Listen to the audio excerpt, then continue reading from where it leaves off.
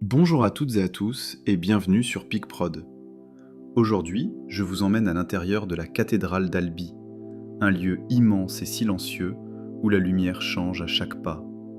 C'est dans cette atmosphère que j'ai testé le Leica SL3S, un boîtier réputé pour son comportement en basse lumière. Pour cette exploration visuelle, j'ai emporté avec moi deux objectifs.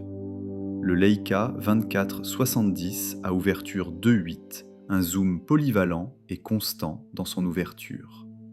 Le Sigma 85 mm f 1.4 art, un objectif lumineux pensé pour révéler des détails que l'œil perçoit à peine. Au fil de la séance, j'ai pu constater que l'autofocus du SL3S tenait bon la plupart du temps. Plutôt que de photographier l'immensité du lieu, j'ai choisi une autre approche. Explorer les recoins, les détails, les motifs. Là où la lumière se fait rare et où chaque élément raconte une histoire différente. Dans ces conditions exigeantes, la post-production a joué un rôle essentiel. Tous les fichiers ont été capturés en RAW, puis travaillés dans DxO Photolab, Adobe Lightroom et Luminar Neo.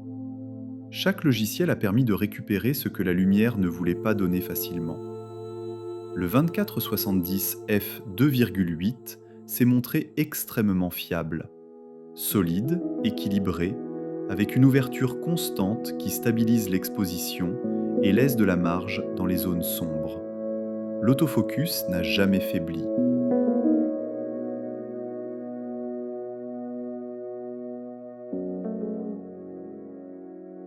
Photographier dans une cathédrale, c'est accepter une lumière capricieuse, parfois jaune, parfois rouge, parfois presque inexistante.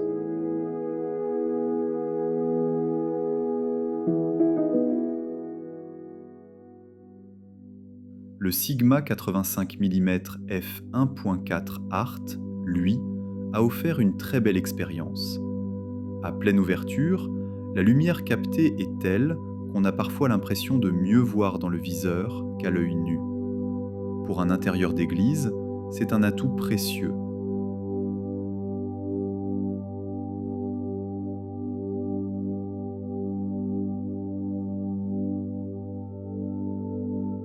Les mosaïques, les dorures, les surfaces sombres et les vitraux trop lumineux imposent un contraste difficile à maîtriser. Ce jour-là, la lumière extérieure était si forte que j'ai choisi de ne pas photographier les vitraux.